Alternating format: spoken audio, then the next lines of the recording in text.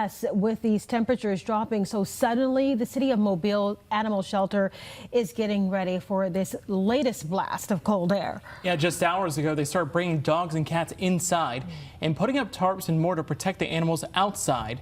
Tonight, they want to make sure you know how to keep your pets safe. And our Natalie Williamson is joining us outside the studio with the information on this story. Natalie, this is a quick cold. It really is, Louise and Cameron. As the sun went down, the temperatures have been dropping like a rock out here. Just a couple hours ago, I spoke to Mobile City Director of Animal Services, Robert Bryant, and he says if it's too cold for you, it's too cold for your pets.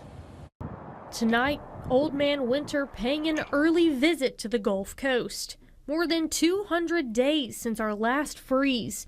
That's why the City of Mobile Animal Shelter wants to make sure you and your furry friends are prepared. Robert Bryant, Director of Animal Services for the City of Mobile, is making sure the animals at the shelter are safe and bundled for the night ahead. All of our dogs that are in solely outdoor kennels that are unattached to the building are moved to indoor kennel spaces.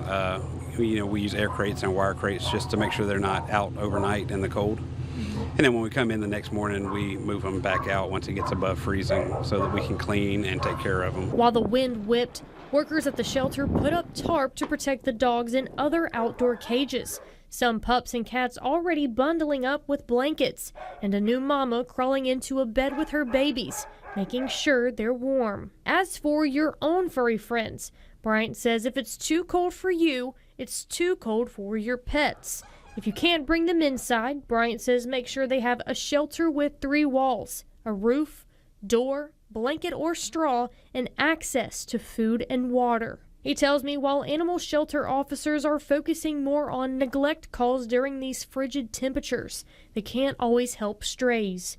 Bryant says it's important to be cautious around these types of animals, but there are things you can do to help them face the Arctic blast. It couldn't hurt if you wanted to put a blanket out in your yard or if you wanted to have a shelter out in your front yard for other animals to use. It's completely up to the individual.